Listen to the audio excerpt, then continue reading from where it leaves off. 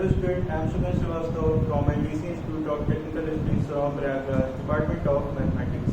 So today I am going to discuss the topic eigenvalues and eigenvectors of a matrix. किसी भी matrix की हम eigen value और eigen vector को किस तरीके से फाइंड आउट करते हैं और इसकी डेफिनेशन क्या होती है, क्या चीज़ होता है आइगन वैल्यू और आइगन वेक्टर। आज इसको हम अपने लेक्चर में डिस्कस करेंगे। ये लेक्चर आप सुनने से पहले प्रीवियस जो लेक्चर मैंने आपको दिए थे और YouTube चैनल पर अपलोड किए हैं उसको जरूर आप देख लीजिएगा, क्योंकि बिना उसके, क्योंकि वो आपका बेस है और बेसिक चीज़ें जब मैट्रिक्स में आपकी क्लियर होंगी तो ये चीज़ें अच्छी तरीके से आपको समझ में आएंगी। तो सबसे पहले हम देखते हैं कि कोई भी मैट्रिक्स का जो आइगन वेक्टर वैल्यू होता है वो क्या होता है। तो अगर यहाँ पर हम देखें let aij n cross n, इसका मतलब क्या होता है कि किसी भी मैट्रिक्स को हम aij के फॉर्म में डिनोट करते हैं और उसका ये क्या होता है, उसके जो एलिमेंट होते हैं उसको हम aij से रिप्रेजेंट करते हैं। और यहाँ पर n क्रॉस n क्या है, उसमें नंबर ऑफ रोज और नंबर ऑफ कॉलम्स हैं। तो यहाँ पर ये क्या बताता है, ये बताता है किसी मैट्रिक्स का ऑर्डर क्या है। Be a matrix of order n, यानी कि यहाँ पर अगर n लिखा है तो ये इस मैट्रिक्स का ऑर्डर क्या है, वो है n over the field f। किसी फील्ड यानी किसी क्षेत्र f के लिए कोई मैट्रिक्स इस मैट्रिक्स है जिसका ऑर्डर क्या है, n है। n एलिमेंट लैम्डा, यहाँ पर एक नया एलिमेंट है लैम्डा इन f, यानी जो फील्ड है आपकी f उसमें एक एलिमेंट हमने इंक्लूड किया है lambda, is called an eigen value of a if a minus lambda i is equal to 0, mod of a minus lambda i is equal to 0।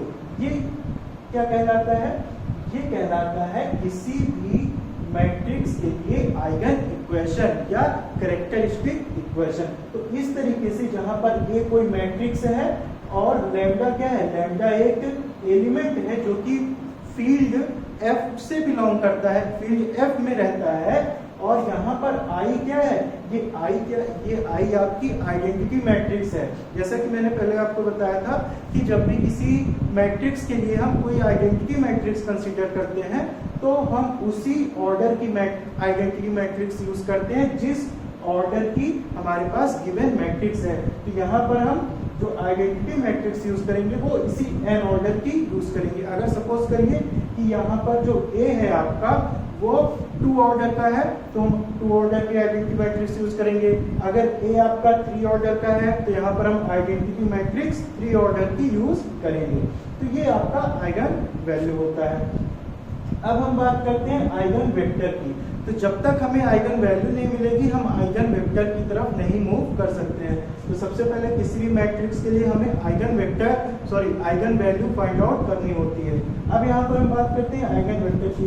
Late lambda be an eigen value, जैसा कि पहले ही sentence में पहली line में लिखा है कि lambda क्या है, कोई आइगन वैल्यू है of an square matrix A. किसी n स्क्वायर मैट्रिक्स A के लिए आइगन वैल्यू क्या है, लैम्डा है। ये आपका लैम्डा किसी मैट्रिक्स के लिए जो कि n स्क्वायर है, जिसका ऑर्डर n स्क्वायर है, और वो क्या है उस मैट्रिक्स के लिए आपकी वैल्यू आइगन वैल्यू लैम्डा है। फिर यहाँ पर then a non zero matrix X of the type n cross 1। अब यहाँ पर बात कर रहे हैं नॉन जीरो मैट्रिक्स X की।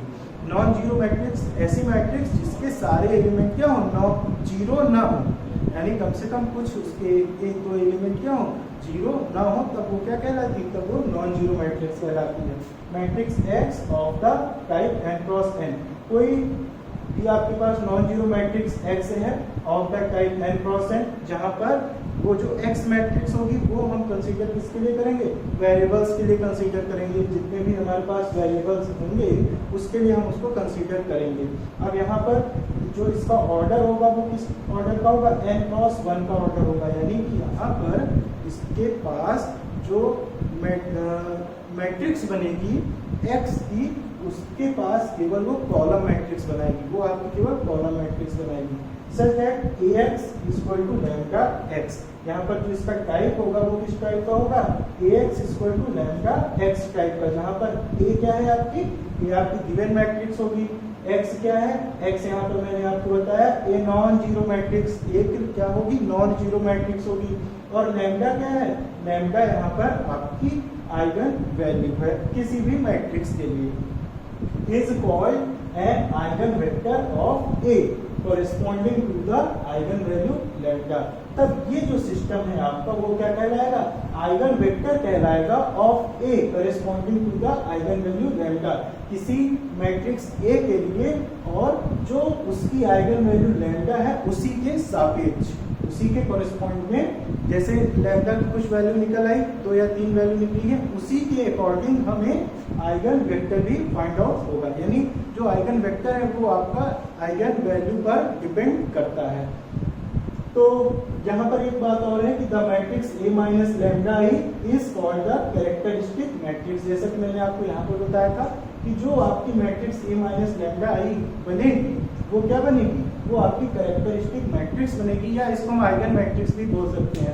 अब यहाँ पर जो आइगन वैल्यूज हैं इसको हम कैरेक्टरिस्टिक वैल्यूज, और जो आइगन वेक्टर्स हैं इसको कैरेक्टरिस्टिक वेक्टर्स भी यहाँ पर कह सकते हैं। अब इसको हम एक एग्जांपल के थ्रू समझने का प्रयास करते हैं कि किसी भी मैट्रिक्स की आइगन वैल्यू और आइगन वेक्टर को हम कैसे फाइंड आउट करेंगे। तो क्वेश्चन है find the eigen values and corresponding eigen vectors of the matrix A. यानी हमें मैट्रिक्स ए के लिए आइगन वैल्यूज फाइंड आउट करनी है, और जो आइगन वैल्यूज निकलेंगी उसी के कॉरेस्पॉन्डिंग में, उसी के रिस्पेक्ट में हमें आइगन वेक्टर भी फाइंड आउट करनी है। तो सबसे पहले हम क्या करेंगे, सबसे पहले हम करेंगे कि जो गिवन मैट्रिक्स है उसको कंसीडर कर लेंगे। इसको मैंने यहाँ सोल्यूशन में नहीं रखा है क्योंकि आप यहाँ पर ऑलरेडी गिवन है। तो यहाँ पर हम क्या करेंगे कि let the given matrix be A is equal to -5 2 2 and -2, यानी जो दी गई मैट्रिक्स है उसको हम सबसे पहले कंसीडर कर लेंगे। फिर इसके बाद हम यहाँ पर कैरेक्टरिस्टिक इक्वेशन या आइगन इक्वेशन जनरेट करेंगे। किस तरीके से, the characteristic equation of matrix A is given by A minus lambda is equal to 0, mod of A minus lambda is equal to 0, जैसा कि यहाँ पर मैंने आपको बताया था ये कैरेक्टरिस्टिक इक्वेशन है। ठीक, फिर हम क्या करेंगे, जो आपके पास डायगोनल एलिमेंट है उसमें हम इस लैम्डा को माइनस करते जाएंगे। अब यहाँ पर आप देख रहे हैं -5 माइनस लैम्डा 2 2, फिर इसके बाद डायगोनल एलिमेंट -2 या -2 माइनस लैम्डा इक्वल टू 0। अब इसको हम उसी प्रकार से सॉल्व करेंगे जैसे हम किसी भी डिटरमिनेंट को सॉल्व करते हैं। डिटरमिनेंट को जिस तरीके से एक्सपेंड करते हैं उसी तरीके से इसको हम एक्सपेंड करेंगे। अब यहाँ पर हमने इसको एक्सपेंड किया, यहाँ से हमको एक समीकरण मिल जाएगी, इक्वेशन मिल गया। अब इस इक्वेशन को सॉल्व करके हम लैम्डा की वैल्यूज को फाइंड आउट कर लेंगे। तो लैम्डा की यहाँ पर आपको वैल्यूज कितनी मिल गई, 2 वैल्यूज मिल गई, -1 और -6। तो ये क्या हो जाएगी, ये यहाँ पर आपकी आइगन वैल्यू हो जाएगी। तो eigen value of matrix are -1 and -6। इस तरीके से हमने आइगन वैल्यूज फाइंड आउट कर ली। अब मैंने आपको बताया था कि जब तक हम आइगन वैल्यूज नहीं फाइंड आउट कर लेंगे तब तक हम आइगन वेक्टर की तरफ मूव नहीं कर सकते हैं। Now eigen vectors for matrix A. तो सबसे पहले हम जो लैम्डा की पहली वैल्यू है इसको हम λ1 भी कह सकते हैं, λ1 = -1 एंड λ2 = -6। अब इसके बाद हम प्रोसीड करेंगे आइगन वेक्टर के लिए। यहाँ पर आप क्या करेंगे, आपको ये इक्वेशन जनरेट किया, आपने इक्वेशन जनरेट किया था -5 minus lambda 2 2 -2 minus lambda equal to 0। अब इसी को हम मैट्रिक्स फॉर्म में फिर से कन्वर्ट कर देंगे। मैट्रिक्स फॉर्म में कन्वर्ट कर दिया, और जो लैम्डा की वैल्यू है, पहली वैल्यू क्या है, पहली वैल्यू है -1, उसको यहाँ पर हम पुट कर देंगे। अब जब ये -1 हमने यहाँ पुट किया तो ये माइनस माइनस क्या कर देगा, प्लस कर देगा, और ये भी प्लस कर देगा। बाकी इसको हम सॉल्व कर देंगे तो ये आ जाएगा आपका -4 2 2 और ये -1 x1 x2। ये x1 x2 क्या है, ये x1 x2 ही हमारे आइगन वेक्टर्स होंगे, जो कि हमने आपको यहाँ पर बताया था कि ये जो आपका x है यही आपका क्या बताएगा, यही आपका आइगन वेक्टर बताएगा। अब इसके बाद हम यहाँ से इन मैट्रिक्स का मल्टीप्लिकेशन करके एक इक्वेशन जनरेट कर देंगे। इसको भी हम कर सकते हैं और फर्स्ट रो एलिमेंट को भी कर सकते हैं, यानी फर्स्ट रो को भी कंसीडर कर सकते हैं और सेकेंड रो को भी कंसीडर कर सकते हैं। अब यहाँ से जब आप इसको मल्टीप्लाई करोगे तो -4 × x1 -4x1 plus 2x2 equal to 0, और यहाँ से आप इसको 2 से डिवाइड कर देंगे तो -2x1 plus x2 equal to 0, और ये आपको मिल जाएगा 2x1 इक्वल टू x2। यहाँ से जब हम इसको लेफ्ट और राइट में कन्वर्ट करेंगे तो ये आपका हो जाएगा 2x1 इक्वल टू x2। अब यहाँ पर हम सपोज करते हैं कि x1 बराबर कोई कांस्टेंट क्या है, k1 है। k1 क्यों लिया, क्योंकि ये लैम्डा 1 के लिए है, यानी कि पहला आपका कैरेक्टरिस्टिक वेक्टर या आइगन वेक्टर बनेगा। तो x1 के लिए हमने कंसीडर कर लिया k1 और x2 के लिए भी ये आपका क्या हो जाएगा 2k1, ठीक है ना। 2k1 क्यों हुआ, क्योंकि यहाँ पर x2 की जो वैल्यू है वो क्या है 2x1 है, और x1 की जो वैल्यू है वो क्या है k1 है। तो इस तरीके से हमने लैम्डा इक्वल टू -1 के लिए आइगन वेक्टर यहाँ पर फाइंड आउट कर लिया है। इसके बाद हम लैम्डा इक्वल टू इसी तरीके से सेम वे से लैम्डा इक्वल टू -6 के लिए भी आइगन वेक्टर को कंसीडर कर सकते हैं, यानी आइगन वेक्टर हम यहाँ पर निकाल सकते हैं लैम्डा इक्वल टू -6 के लिए, जो कि आपकी सेकेंड आइगन वैल्यू है। यहाँ पर हम देखें फॉर पार्ट बी इसका हो जाएगा फॉर लैम्डा इक्वल टू -6, और लैम्डा इक्वल टू -6 है तो सेम हमको प्रोसेस यही अप्लाई करना होगा। Then a minus lambda i x is equal to 0। अब आप यहाँ पर जो वैल्यू है मैट्रिक्स की उसको कंसीडर करोगे -5, और ये माइनस है तो यहाँ पर हो जाएगा +2, और ये 2 है, ये -2, और ये माइनस कर देगा +6, और ये आपका आ गया x1 x2 is equal to यहाँ पर 0 और 0, ठीक है ना। अब इस आप 0 को यहाँ पर मैट्रिक्स फॉर्म में भी लिख सकते हैं, ये कॉलम मैट्रिक्स आपकी बन जाएगी 0 0।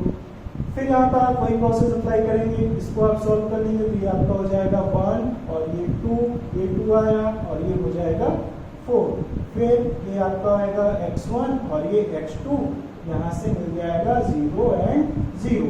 फिर आप इसमें क्वेश्चन डिराइव करेंगे 1x1 यानी x1 plus 2x2 is equal to 0, और यहाँ से आपको मिल जाएगा x1 equal to -2x2, x1 equal to -2x2, या x2 इक्वल टू -1/2x1। अब यहाँ पर फिर आप उसी तरीके से एक वैल्यू कंसीडर करोगे कांस्टेंट वैल्यू, जिसको हम k नाम देंगे। तो यहाँ पर x1 बराबर आप k2 कर सकते हैं, क्योंकि वहाँ पर आपने k1 किया था, तो इस वजह से आप यहाँ पर k1 जो किए थे यहाँ पर सेकेंड वैल्यू के लिए हम k2 कर सकते हैं। तो x1 बराबर k2 हो गया, तो इसी तरीके से आपको x2 बराबर क्या मिल जाएगा, x2 बराबर आपको मिल जाएगा -1/2 k2। तो आप देख रहे हैं कि यहाँ पर हमें दो वैल्यू फिर से मिल गई हैं। तो ये जो दो वैल्यू हमने कंसीडर की है x1 और x2 की, ये सेकेंड वैल्यू जो लैम्डा की थी, सेकेंड वैल्यू यहाँ पर λ2 इक्वल टू -6, यहाँ से हमें second eigen vector find out होता है। तो इसको हम लिख सकते हैं x2 इक्वल टू, यहाँ से हमें मिला k2 और ये -1/2 k2। तो इस तरीके से हम देख सकते हैं कि जितने आइगन वैल्यूज हमें मिलेंगे उसी के अकॉर्डिंग हमें आइगन वेक्टर्स भी फाइंड आउट करने पड़ेंगे। ठीक है, तो आज के लेक्चर में हम इतना ही रखते हैं। यहाँ आपने देखा कि आइगन वैल्यू और आइगन वेक्टर्स को कैसे हम फाइंड आउट करते हैं और इसकी डेफिनेशन के बारे में देखा। तो मेरी आपसे रिक्वेस्ट होगी कि आप जो प्रीवियस वीडियो है पहले उसको जरूर देख लें, तब इस वीडियो की तरफ मूव करें। तो आज के लिए इतना ही। थैंक यू, जय हिंद।